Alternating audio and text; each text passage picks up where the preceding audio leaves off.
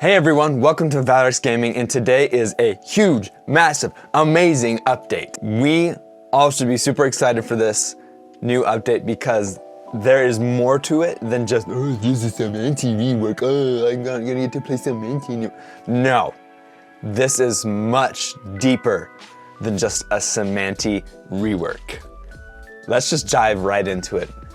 I went into this last night and I started reading it and started reacting to it, and I wish I could have recorded it live because I couldn't stop reading it. I couldn't stop looking at all of the awesome changes that they're making. So let's just go down in sequence for this. You know, it's funny, I started my channel with an update video with the Aquarion rework.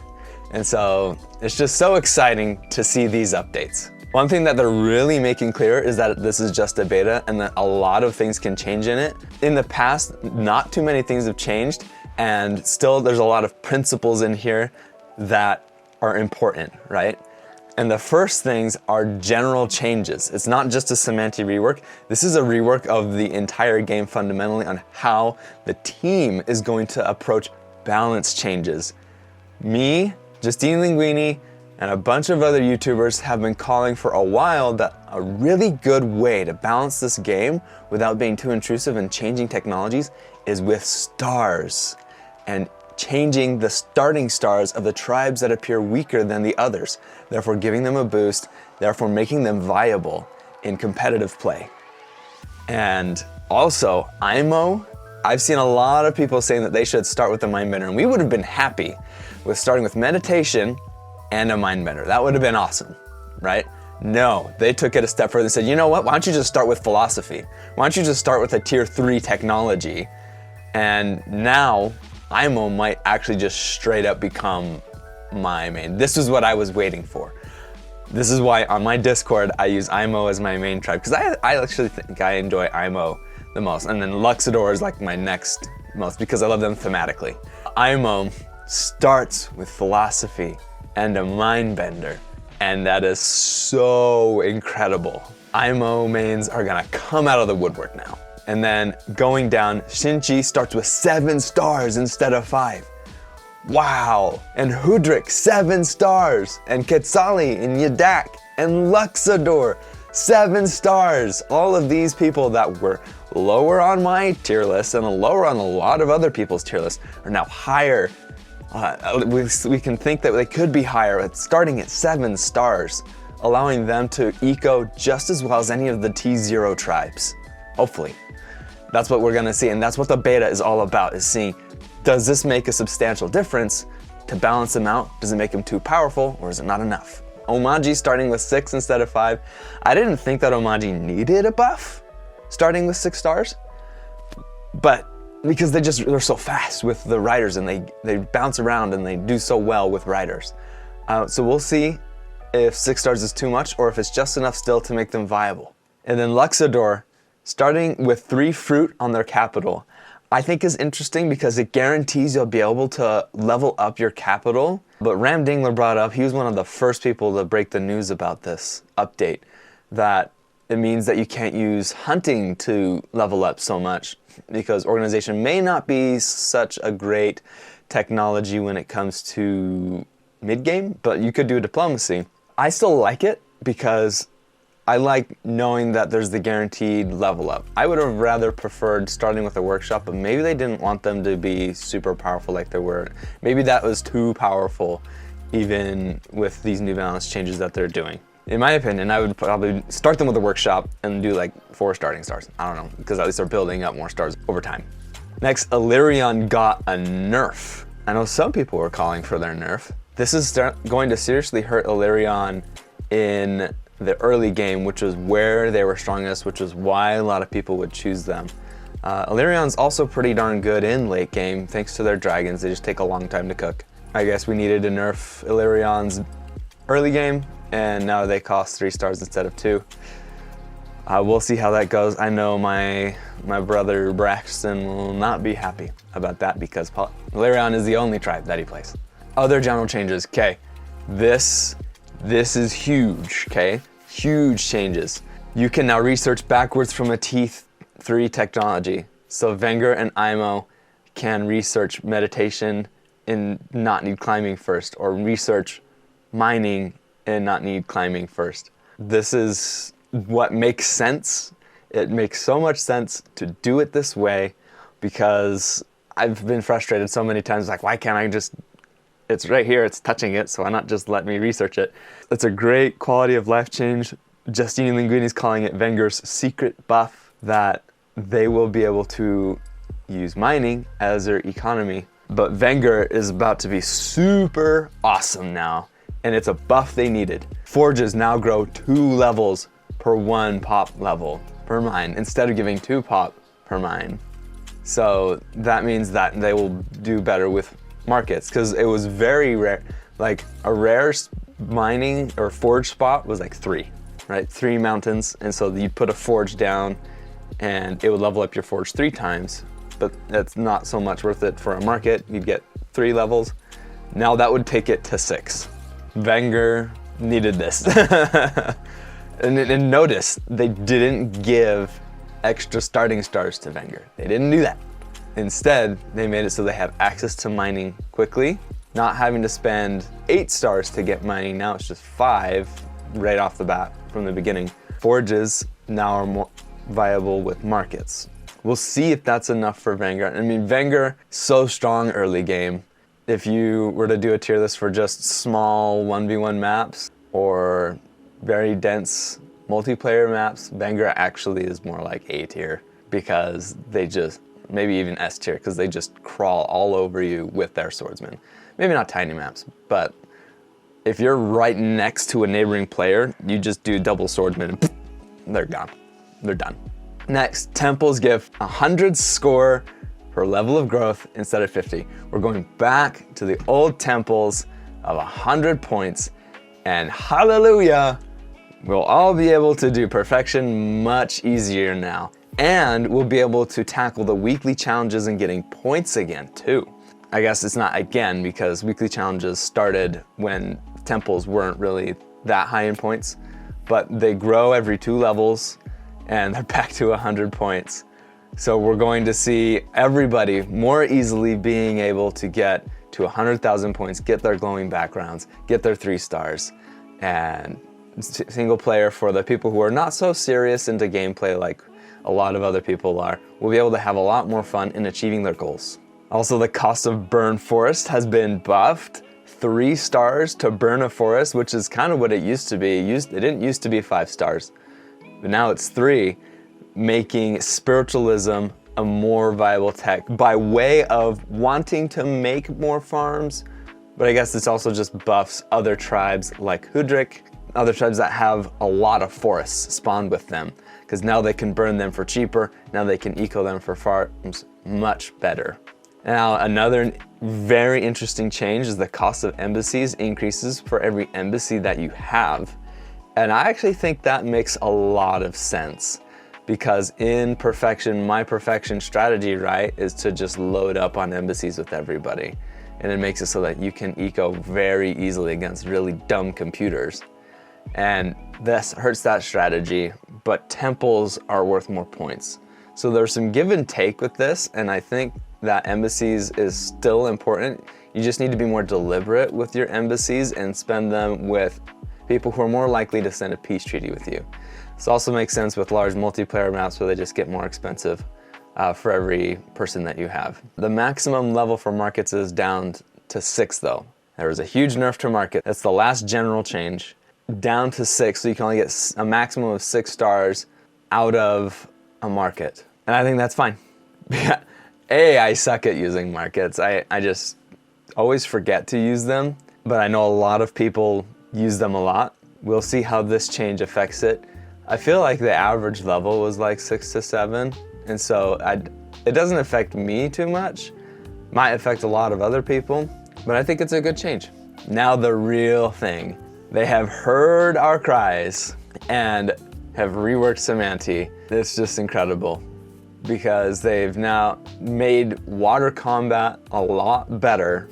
Water combat just sucks and it's really uninteresting for Cymanti. And now they have 2 new naval units by taking the reishi, stripping them away of their explosive ability, because you could run around and fight, and then you could also explode to build algae. And that was the only way that made you more viable on the water for spreading algae, is you'd have to go and sacrifice this 8-star unit and blowing them up and spreading algae. It's just really slow, really clunky, and wasn't really good, especially when somebody else was already on the water.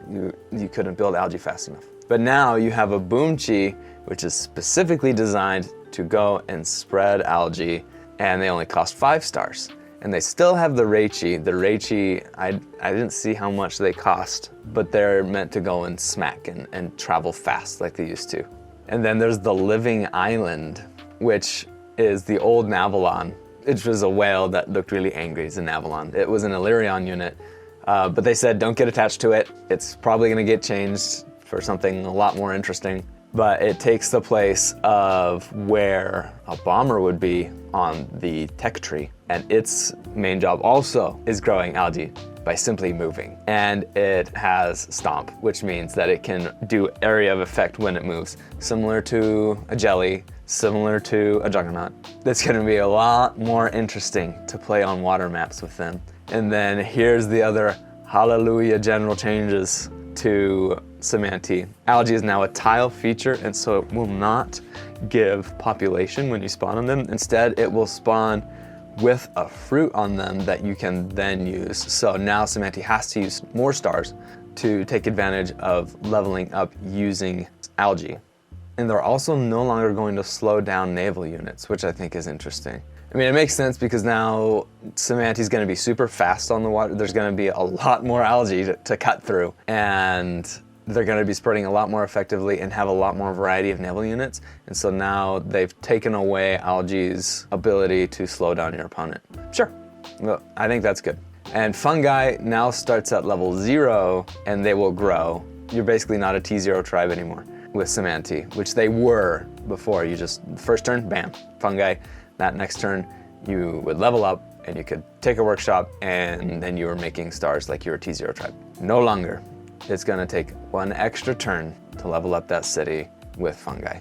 That's basically what's gonna happen now. And another super interesting thing, that when an enemy steps on it, it crushes them. So you can actually hurt your opponent's eco as you're crawling through their territory, leveling down their fungi when you step on it. That might get a little frustrating for Cymanti players.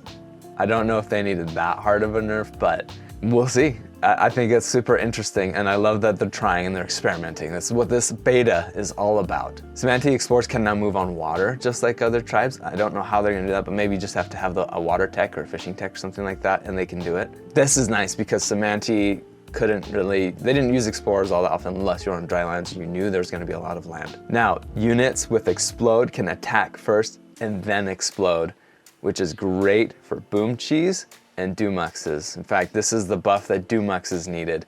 I know a lot of people were like, Dumuxes, they kind of suck because they cost 10 stars and they're not that great. Not that fast. They don't hit as hard as a knight, but now they will. Now you can hit and explode. You don't just have to send a full, awesome, fully helped Dumux into the line to try and blow them up and only do like 3 damage across some units. Now you can target someone and explode. It's gonna be great. Dumuxes need a little love, and now they have it. Hexapods have been nerfed. Thank you. Hexapods are an absolute nuisance, and they are super strong early game. It was basically Cymanti's bread and butter strategy. Build fungi, research hexapods, spam hexapods. That became their strategy, was just rush hexapods. And so the counter strategy always became, well, rush riders, because riders can beat hexapods better. So now hexapods are not going to be an absolute menace against just standard level or 10 HP warriors, because that was what they could do. They could just like one-shot warriors. The Clathros is now a land building more analogous to the market, going from adjacent fungi instead of algae, because now algae is a terrain, not an improvement, right? It now poisons units that step on it like fungi, but it no longer makes trade connections because that's what Mycelium did, and you can now build on algae. Algae basically makes it so that it's a buildable tile. Anyone can build on it, but you can still move naval units through it. And this is huge too. I totally skipped over that. With algae, you can build pretty much anything. You can build forges, you could plant trees. It's gonna be pretty nuts. But Cloudthrust is now a market with your fungi, and so that's how you're gonna have to use it. Because you can still use other units, centipede links or dumuxes, to grow fungi spores and then fill up your Cloudthrust that way. Poison is now a much more debilitating status effect. Poison not only lowers your defense, but it makes you slow as well. And so many people of that were asking for that on Discord. So many people. And now poison is like, oh no, I actually don't want to get poison because it's gonna hurt. And the final change specifically for Cymanti is that the Boomchi and Reichi have been given the trait Crawl, allowing them to have the ability to slowly work their way onto land. Amphibious, well kinda, they're not exactly land-dwelling creatures. Cymanti is evolving. And I think that makes sense because they're bugs and they're adapting to the new environments. Now these two naval units can actually have use on land. And I don't see how many use cases that you'd have for putting the Boomchi and Reichi on land, but now you can. Now that's an option. An amazing change to Cymanti. So there's a lot that we gotta get through. There's gonna be a lot that they're gonna pay attention to, and they're gonna listen to us. So it's up to us to tell the developers what we think about these new changes. So you can leave it in comments in YouTube videos because they're watching these YouTube videos, they're checking them out. You can go comment on the Discord. And even if you comment on my video, which, you know, I'm kind of a small channel right now, I make videos, they watch the videos, they listen. This is why this video is so important, because this is all about Midjiwan listening to the community. They heard all of our suggestions, took them into account, and they've actually implemented a lot of them right here. So this isn't just a Cymanti rework. This is a sign of a good game that has developers that care about what we say. And it makes me very excited for the future because there's a lot of other things that we've asked for as well, like a dedicated multiplayer system, a map maker, any number of other features. And that means that they are listening and they will implement them eventually. It takes work to get this going. Obviously, this was the next thing they were going to do. I said it like 2 weeks ago that they're probably gonna do this. I think I even said, I can't remember, but I knew that a Cymanti rework was coming, especially once Scully dropped his video about how Cymanti needs to be nerfed. I was like, all right, yeah, it's gonna happen any day, and here it is. Now there are some little changes as well. Polaris got a nerf, and I don't know if Polaris needed a nerf, but maybe a lot of people have been playing Polaris thanks to the Solaris skin, and they all of a sudden were like, they're actually pretty dang good. So now glide doesn't double your movement. It's the research, it's the technology on naval all the way to where aquaticism would normally be for other tribes. This was what made knights just absolutely insane on any map that had water. Knights could use their full 6 movement. They could cover almost the entire map. It was pretty nuts. But now it's just gonna give you 1 additional movement instead of doubling your movement. I don't know if people are gonna research glide so much anymore, we'll see. But skate has been adjusted, so battle sleds now have 3 movement, not 4. Sure, I mean, battle sleds was definitely Polaris's best unit. It was the unit that everybody used, but now it's just, they had to nerf it somehow.